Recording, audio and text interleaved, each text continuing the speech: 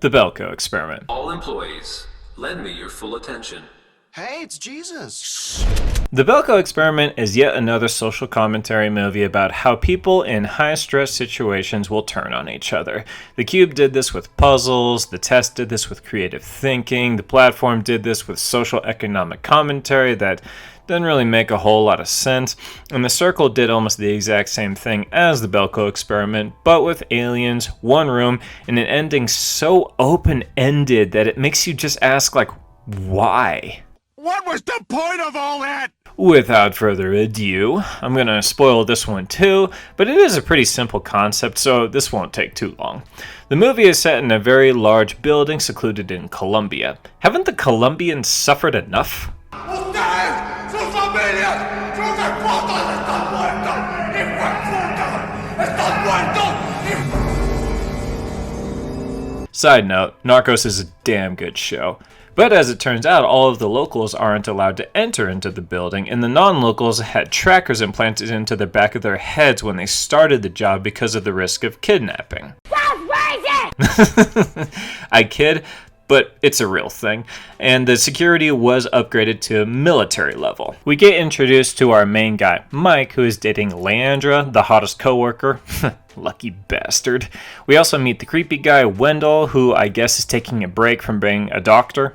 This is a prescription for no. Correctamundo, it's to be taken with food every Saturday night while you're eating alone. Barry, who is the guy in charge. Terry, who is Mike's coworker friend.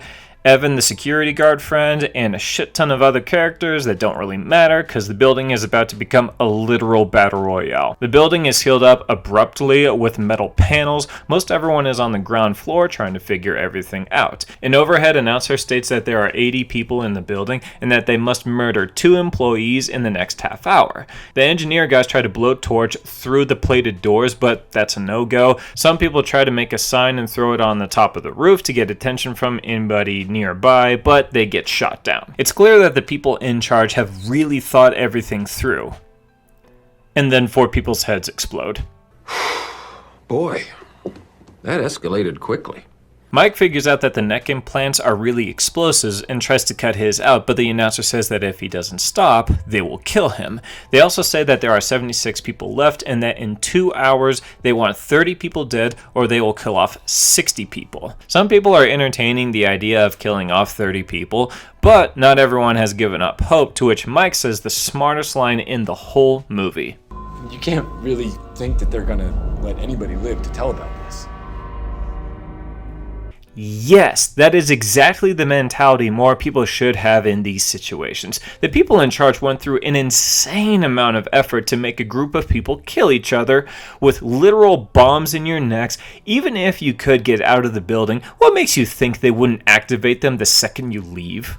So eventually everything becomes a battle royale. Actually, that's the best comparison you can make with this movie. Some people turn psycho, some people hide, some still try to get out, but the time runs out and the psychos lose because they were just one person shy of 30. So 31 people's heads blow up. The last announcement says that the person with the highest kill count gets to live. Barry has 11, Dr. Cox has 7, and a few peeps have 1, so Barry and Cox go crazy trying to beat each other. Meanwhile, some potheads go dig into the back of some people's heads for their bomb implants to make a super bomb to get out, which isn't that bad of an idea. And because this movie isn't that original, of course Leandra kills Cox, she bleeds out from Barry shooting her, and everyone else dies till Mike and Barry are last. Barry has military experience, so he is kicking the shit out of Mike, but Mike gets the upper hand and beats Barry to death with the tape dispenser. More of that would have been nice, like more office supply kills, but instead they have a giant safe filled with guns. Mike is the last man standing and is announced the winner. He gets escorted out and taken to a shed where a fucking James Bond villain looking guy greets Mike. Mike asks why, and the Bond villain responds, "I'm just gathering data." What? Oh, come on! Yeah, that's pretty obvious, but how much data can you grab from this scenario? When you force people to kill each other by threat of death, some people will become homicidal and some won't. Not much to gather than that. Also, like, what would you use it for? At least with Battle Royale, there was more of a reason why given. The country was going through a recession and they implemented the BR Act to curb the nation's juvenile delinquency. Not the best reason to get junior high kids to kill each other, but it's way more than just, quote, gathering data. Anyways, Mike dropped a bomb into the guards' pockets and the Bond villains and leaps to the control panel and sets them off. The camera pans out and we see a giant screen showing a bunch of computer monitors showing other final survivors. A dark figure says, "Phase 1 complete. Begin Phase 2, teasing a sequel that will probably never happen. So how was it? Not very creative and not very fun. The main thing that would have saved this movie is if it was a dark comedy. Just having a bunch of white-collar desk jockeys failing miserably to kill each other with office supplies sounds like a fun, funny time. If you want to watch an unimpressive 5 to 6 out of 10 movie, watch the Belko Experiment.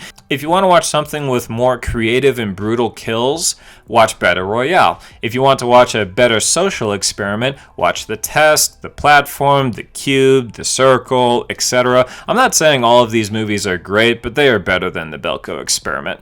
Thanks always for watching, and stay spooky.